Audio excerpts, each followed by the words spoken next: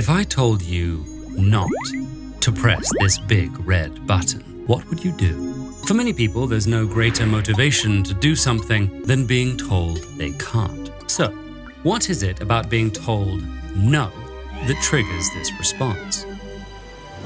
One of the most enduring explanations for this behavior is what psychologists call reactance theory. Reactance is a motivational state that occurs when people feel their freedom is being threatened, and it compels them to take actions they see as restoring that freedom. Sometimes this emerges as general frustration or direct argument, but the most straightforward response is to simply do the thing they were told not to. This behavior plays out in public spaces, like when people ignore health campaigns they perceive as overbearing, and in private spaces, like parent-child relationships.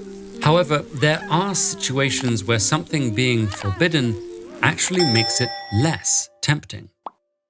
In 1972, psychologists at the University of Colorado wanted to know if a romantic relationship facing parental disapproval was more likely to strengthen or crumble under the pressure.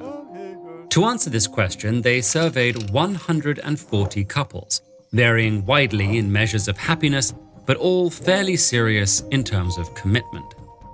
Only some couples reported perceived parental opposition to their relationship over the study's 6-month period, but those that did also reported a steady increase in love for one another. The researchers named this trend the Romeo and Juliet effect, after literature's most famous forbidden lovers, and concluded that the results were largely motivated by reactance. But in the decades since this publication, most follow-up studies have suggested the opposite is true.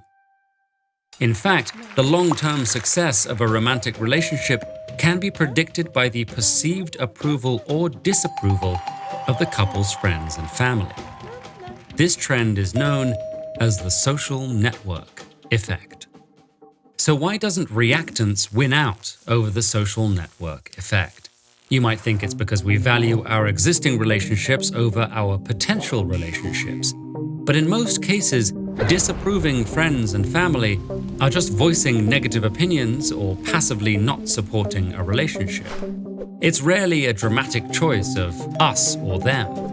And when it comes to parents, most people with good relationships with their parents feel they can ignore their parents' advice without serious consequences, while people with bad parental relationships often don't care what they think anyway.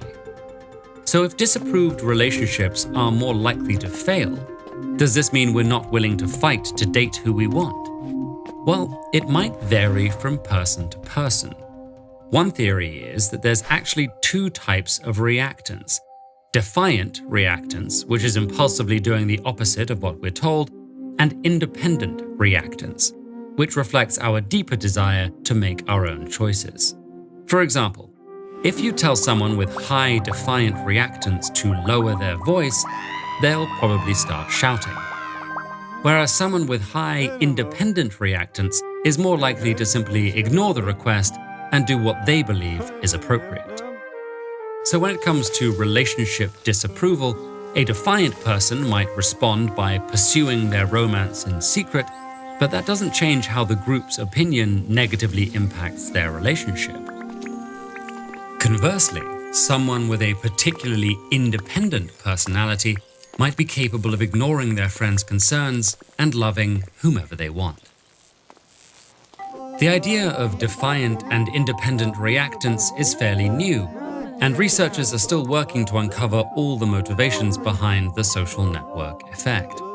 But these theories help illuminate the important relationship between reactance and our competing needs for independence and inclusion.